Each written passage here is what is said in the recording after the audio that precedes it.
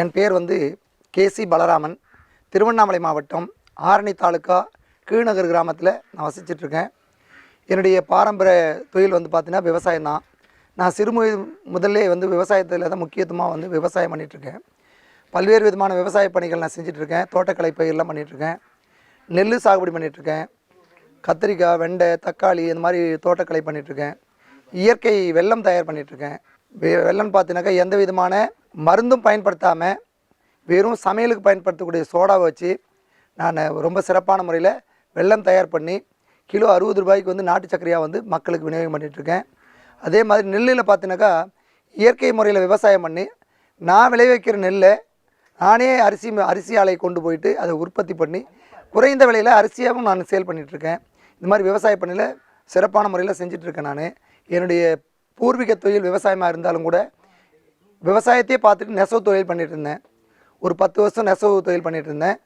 அதுக்கு பிறகு பார்த்தினாக்கா விவசாயிகளுக்கு பயன்படுத்தக்கூடிய ஒரு வகையில் தன்னார்வ தொண்டு நிறுவனம் அப்படின்றத ஒன்று ஆரம்பித்து இங்கே திருவண்ணாமலை மாவட்டத்தில் பார்த்தினாக்கா ஆரணி, போலூர், கடசப்பாக்கம், கனியம்பாடி இந்த பிளாக்கில் பார்த்தினாக்கா நபார்டு உழவர் மன்றம், நபார்டு வழியாக வந்து உழவர் மன்றங்கள் ஆரம்பித்து அந்த விவசாயிகளுக்கு பார்த்தினாக்கா இயற்கை முறையில் விவசாயம் பண்ணுறது எப்படி, இயற்கை இடுபொருளை பயன்படுத்தி விவசாயம் செய்கிறது அப்படின்ற பயிற்சிகளை ஒவ்வொரு கிராமமாக கிட்டத்தட்ட ஒரு 250 கிராமங்களில் இந்த சேவை பண்ணிகிட்ருக்கேன் நான்.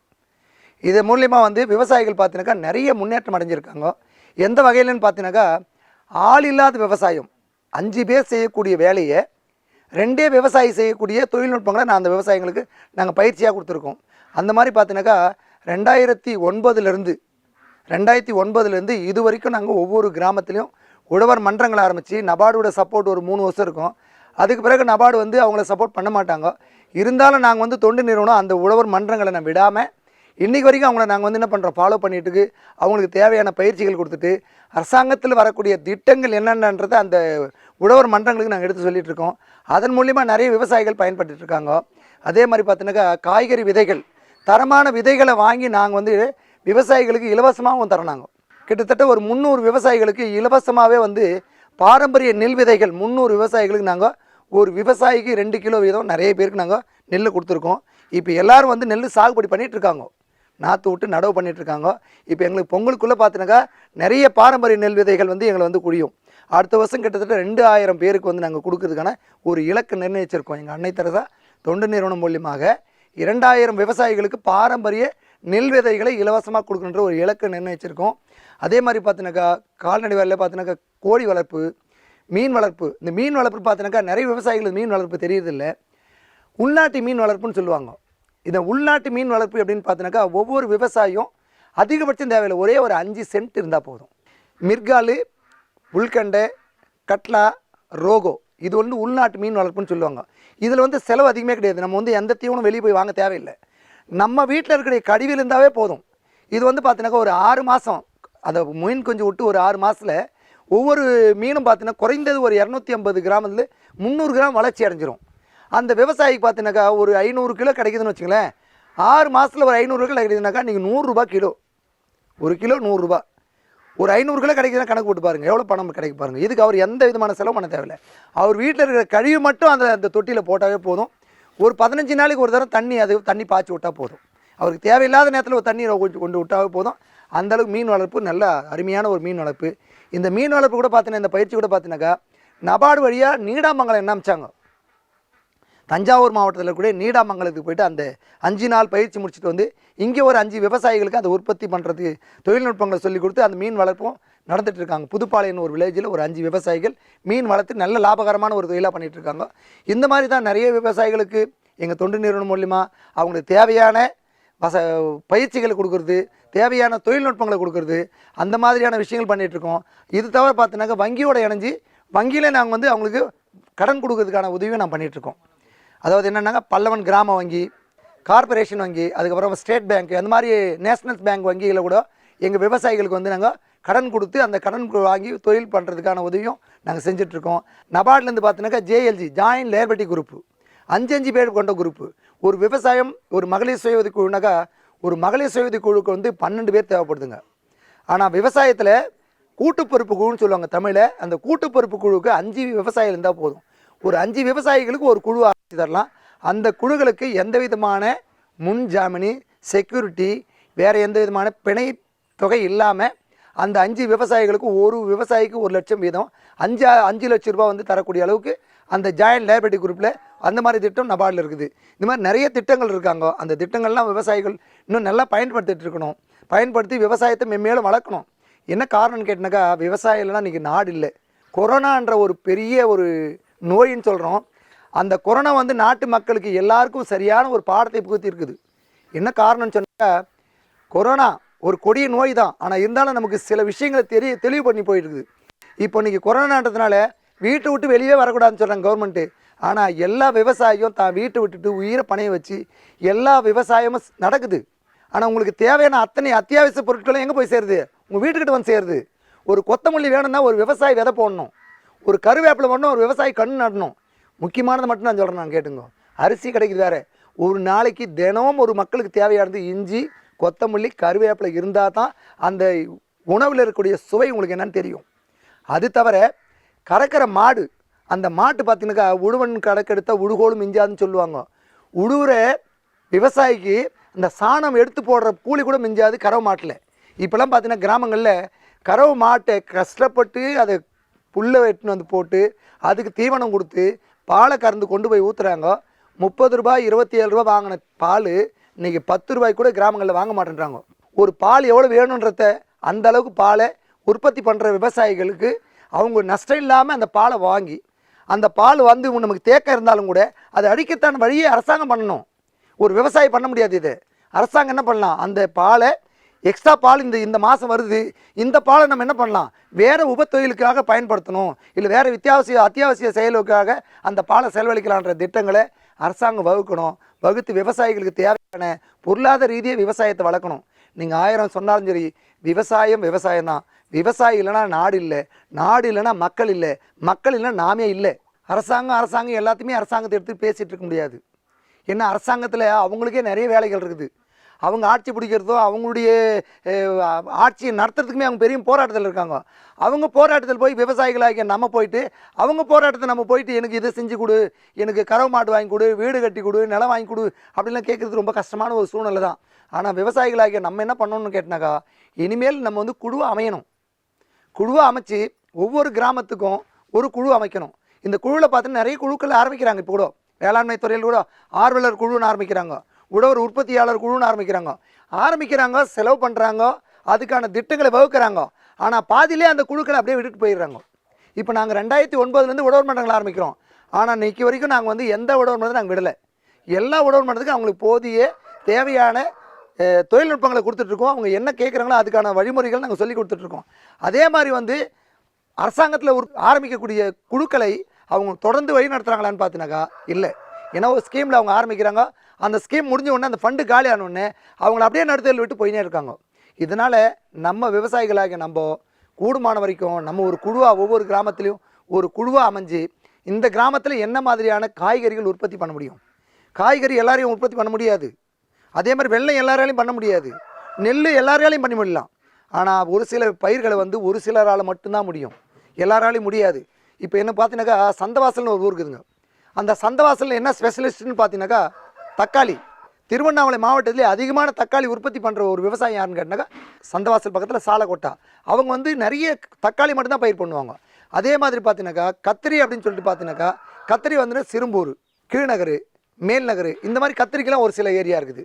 வெள்ளம் அப்படின்னு பார்த்தீங்கன்னாக்கா ஒரு சில ஏரியா. வாழைன்னு பார்த்தீங்கன்னா படவுடு தான். படவுடு தவிர வேறு எந்த ஏரியாவிலையும் வாழை அந்தளவுக்கு உற்பத்தி பண்ண முடியாது. அதனால் எல்லோரும் நம்ம விவசாயிகளாகிய நம்ம எல்லோரும் ஒன்று கூடி ஒரு குழுவை அமைச்சு நம்ம என்ன விவசாயம் பண்ண போகிறோம், நமக்கான விதைகள் என்ன தேவைப்படுது, அந்த மாதிரியான விவசாயம் பண்ணோம் அப்படின்னாக்கா கண்டிப்பாக வந்து நம்ம என்ன பண்ணலாம், மார்க்கெட் பண்ணுறதுக்கும் ஈஸியாக இருக்கும், நம்ம முன்னேற்றத்துக்கும் ஒரு ஈஸியாக இருக்கும். இப்போ பார்த்தீங்கன்னாக்கா மக்கள் டிவியில் நிறைய விஷயங்கள் சொல்லிட்டு இருக்காங்க. மக்கள் டிவி பார்க்கும்போது நிறைய விஷயங்கள், அதாவது என்னென்னாக்கா பசி பட்னி காற்று மழை எல்லாமே இல்லாமல் கூட பார்த்தினாக்கா அந்த தொழில்நுட்ப வல்லுநர்கள் ஒவ்வொரு கிராமமாக போயிட்டு எந்தெந்த விவசாயிகள் நல்ல முன்னோடியான விவசாயிகள் என்ன டெக்னாலஜியில் விவசாயம் பண்ணுறாங்க அப்படின்னு சொல்லிட்டு அவங்க எல்லாருமே படம் பிடிச்சி அவங்களுடைய செல் நம்பரோட எல்லா மக்களுக்கும் தெரிவிக்கிறாங்க. இது வந்து ஒரு பெரிய விஷயம். அது எந்தெந்த டிவி செய்கிறாங்களேன்றது முக்கியம் இல்லை. எனக்கு உண்மையிலேயே அந்த மக்கள் டிவியில் நிறைய விஷயங்கள் சொல்கிறாங்க, நிறைய தொழில்நுட்பங்களும் மக்களுக்கு போய் சேருதுன்றது இந்த நல்ல நேரத்தில் மக்கள் டிவிக்கு அந்த நல்ல நன்றி தெரிவித்துக் கொள்கிறேன்.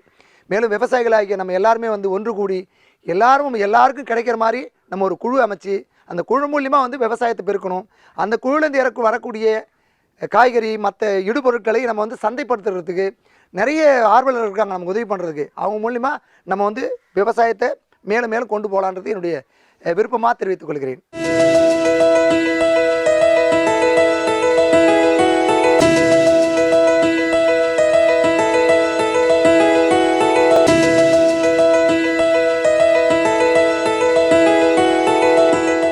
வணக்கம். இயற்கை வேளாண்மை இயக்கத்தின் இயக்குனர் புருஷோத்தமன் பேசுகிறேன். இங்கே ஒரு 9 வகையான பேனர்களை இங்கே காட்சிப்படுத்தியிருக்கிறோம். அதிலே முதல் பேனர், இந்திய அரசு வேலூர் இயற்கை வேளாண்மை இயக்கத்தை அங்கீகாரம் செய்து ஒரு ஆணையை பிறப்பித்திருக்கிறார்கள். அந்த முதல் பேனரை பார்க்கின்றீர்கள். இரண்டாவது பேனர், இயற்கை விவசாயம் செய்ய விரும்புகிற விவசாயிகள் முதலில் என்ன செய்ய வேண்டும் என்று கருதினால், தங்களுடைய நிலம் இன்றைக்கு மண் சத்து குறைவாக இருக்கிறது, மலடாகி போய்விட்டது, கெட்டு போய்விட்டது என்று எல்லோருமே சொல்லிக் கொண்டிருக்கிறோம். அதை செய்ய 20 வகையான தானியங்களை ஒன்று சேர்த்து விதைக்க வேண்டும் என்று சொல்லுகிறோம். அதிலே என்னென்ன தானியங்கள் என்று படத்தோடு நாங்கள் வைத்திருக்கிறோம். பசுந்தாள் ரகங்கள் 4, பயிறு வகைகள் 4, சஸ்பேனியா என்று சொல்லக்கூடிய அந்த ரகங்கள் 4, எண்ணெய் வித்துக்கள் 4, வாசனை திரவியங்கள் 4 ஆக 20 வகையான தானியங்களை நாங்கள் காட்சிப்படுத்தியிருக்கிறோம். சணப்பு, தக்கைப்பூண்டு, சஸ்பேனியா, அவரி, அதே போல் பாசிப்பயிறு, உளுந்து, காராமணி, கொள்ளு போன்றவற்றை நாங்கள் பரிந்துரை செய்கிறோம். சிறுதானியங்கள் என்று சொல்லும்போது நாட்டுச்சோளம், நாட்டுக்கம்பு, சாமை, திணை இவற்றை சொல்லுகிறோம். எண்ணெய் வித்து என்று சொல்லுகிற போது எள், நிலக்கடலை, சூரியகாந்தி, சோயா மொச்சை என்று சொல்லுகிறோம். அதே போல் வாசனை பொருட்கள் வெந்தயம், கொத்தமல்லி, கடுகு, சோம்பு இவற்றை அந்த படங்களிலே பார்க்கலாம். அளவுகளெல்லாம் அதிலே குறிப்பிட்டிருக்கிறோம். ஆக இதை ஒன்று சேர்த்து ஒரு ஏக்கரிலே விதைத்து பூ வருவதற்கு முன் மடக்கி உழுது பண்ணை சரிப்படலாம். இது முதல் கட்டம். இரண்டாவது கட்டம், இயற்கை வேளாண்மை சொல்லுகிற பரிந்துரை, தங்களிடத்தில் இருக்கிற செடி கொடிகளையும் பண்ணை கழிவுகளையும் ஒன்று சேர்த்து மாட்டு எருவையும் ஒன்று சேர்த்து அதை சிறிது காலம் 1 மாதம் மக்க வைத்து இது போன்று சிறு பந்தல் போட்டு குவியல் முறையிலேயே தரையிலேயே குவியல் முறையிலே அமைத்து அதிலே உங்கள் நிலத்தில் இருக்கிற நாட்டுப்புழுக்களை தோண்டி எடுத்து அதை நீங்கள் அந்த குழியிலே விட்டு 2 மாதம் நீர் ஊற்றி வந்தால் மண்புழு கிடைக்கும். இதுதான் ஒரு எளிய முறை. ஒரு ஏக்கருக்கு 500 முதல் 1000 கிலோக்கள் மண்புழு தேவைப்படுகிறது. ஒரு மாடு வைத்திருந்தாலும் உங்களுக்கு 5 ஏக்கருக்கு வேண்டிய மண்புழுவை நீங்களே தயாரிக்கலாம் என்பதற்கு அடையாளமாக இதை நாங்கள் இந்த பேனரை தயாரித்திருக்கிறோம். இது மிக எளிய முறை. இந்த எளிய முறை நீங்கள் செய்ய வேண்டும். மூன்றாவதாக நாங்கள் மிக எளிய முறையிலே அமுத சுரபி என்னும் ஊட்டமேற்றிய நுண்ணுயிர் பெருக்க வழிமுறைகளை பற்றி சொல்லுகிறோம். இது போன்ற ஒரு குடுவை பாட்டில் மத்திய அரசு அல்லது தனியாரிடம் பெற்று இதை 200 லிட்டர் பேரலிலே நீர் ஊற்றி இதிலே நாங்கள் நுண்ணுயிர் குடுவை 30 கிராம் இருக்கும், அதை ஊற்றி அதற்கு பின்னாலே 200 லிட்டர் நீர், 2 கிலோ வெல்லம், 2 கிலோ உளுத்து மாவு, 1 கிலோ கடுக்காய்த்தூள், ஒரு இளம் வாழைக்கிழங்கு, சோற்றுக்கற்றாழை மடல், இரும்பு ஆணி, செம்பு ஆணி, பழைய பேட்டரி இவற்றையெல்லாம் சேர்த்து போடலாம். இரும்பு ஆணி, செம்பு ஆணிக்கு பதில் இப்போது முருங்கைக்கீரை நாங்கள் பரிந்துரை செய்கிறோம், பிரண்டையை பரிந்துரை செய்கிறோம். அதற்காக தனி புத்தகம் கூட நாங்கள் எழுதி வெளியிட்டிருக்கிறோம். ஆக இவற்றை போட்டு 7 நாட்கள் கலக்கி அதிலே துணி ஒன்று கட்டி அதிலே 8வது நாள் பயன்படுத்தலாம் அல்லது மேலும் உற்பத்தி செய்யலாம். ஆக இது மத்திய அரசு கண்டுபிடித்த வேஸ்ட் டீகம்போசர் என்று சொல்லக்கூடிய அதிசய நுண்ணுயிர். இதை பார்க்கின்றீர்கள். இது வாரம் ஒரு முறை தெளித்து வந்தாலே மேலொரு யூரியா அல்லது அமோனியம் சல்பேட் போன்ற உரங்கள் இட வேண்டிய அவசியம் இல்லை, அல்லது வேறுமதான இயற்கை உரங்கள் கூட இட வேண்டிய அவசியம் இல்லை. மிக அற்புதமான ஒரு சக்தி உள்ள இந்த அதிசய நுண்ணுயிரை எல்லோருமே கடைப்பிடிக்கலாம் என்று நான் கேட்டுக்கொள்கிறேன். அடுத்து மிக மிக எளிய முறை, கால்நடை இல்லாமலேயே ஒரு எரு தயாரிப்பு, அதுதான் மீன் கரைசல் என்று சொல்லக்கூடிய 2 கிலோ மீன், 2 கிலோ வெல்லம் இவற்றை ஒன்றாக சேர்த்து மூடி உள்ள ஒரு பகட்டியிலே வாளியிலே நீர் கலக்காமலேயே வைத்திருந்து ஏறக்குறைய 25 நாட்கள் வைத்திருந்து 26வது நாள் இது 4 ஏக்கருக்கு பயன்படும். இந்த விதத்திலே 10 லிட்டர் நீர் 50 கிராம் மீன் கரைசல் எடுத்து நீங்கள் மாலை வேளையில் தெளிக்கலாம். ஆக மிக அற்புதமானது, செலவு குறைந்தது. எனவே இந்த முறை எல்லா உழவர்களுமே கடைப்பிடிக்கலாம். 6வது பேனரை பார்க்கின்றீர்கள். பூச்சி வராது. இயற்கை வேளாண்மை செய்கிற விவசாயிகளுக்கு நிலத்திலே பூச்சி வராது. அப்படி ஒரு வேளை பூச்சி வந்தால் இந்த பழத்திலே சொல்லப்பட்டிருக்கிற தழைகள் உங்களுக்கு தெரியும். அதை வகைக்கு 2 கிலோ எடுத்து தூளாக்கி கோமியம் விட்டு ஒரு வாரம் வைத்திருந்து 10 மடங்கு நீர் கலந்து பயிர்களுக்கு தெளிக்கலாம். 1-2 பூச்சி வந்தாலும் அல்லது வரும் என்று சந்தேகப்பட்டாலும் நீங்கள் இந்த முறையை கடைப்பிடித்து பூச்சிகளையும் நோய்களையும் தடுக்கலாம். மிக மிக எளிமையான முறையை நாங்கள் அறிமுகப்படுத்தியிருக்கிறோம். இந்த முறையை சொல்லலாம். அதற்கு பின்னாலே ஜீவாமிர்தம் என்று சொல்லக்கூடிய ஊட்டமிகு அமிர்தம் என்று சொல்லக்கூடிய ஒரு உங்களுக்கெல்லாம் தெரியும். 100 லிட்டர் பேரல், 10 கிலோ சாணி, 10 லிட்டர் கோமியம், 2 கிலோ வெல்லம், 2 கிலோ பயிர் மாவை ஒன்றாக சேர்த்து ஒரு வாரம் வைத்திருந்து பயிர்களுக்கு தெளிக்கலாம். 100 லிட்டர் தண்ணீர், 2 கிலோ பழுத்த மாவு, 2 கிலோ வெல்லம், 2 கிலோ சாணம் இவற்றையெல்லாம் சேர்த்து ஒரு வாரம் வைத்திருந்து நீங்கள் பயிருக்கு எளிமையாக தயாரிக்கலாம். மேலும் நன்றாக பயிர் வளர வேண்டும், கெடாமல் இருக்க வேண்டும் என்று சொன்ன பஞ்சகவ்யா என்று அறிமுகப்படுத்தப்பட்டிருக்கிற அந்த பஞ்சகவ்யா திரவத்தை கூட நீங்கள் தயாரிக்கலாம்.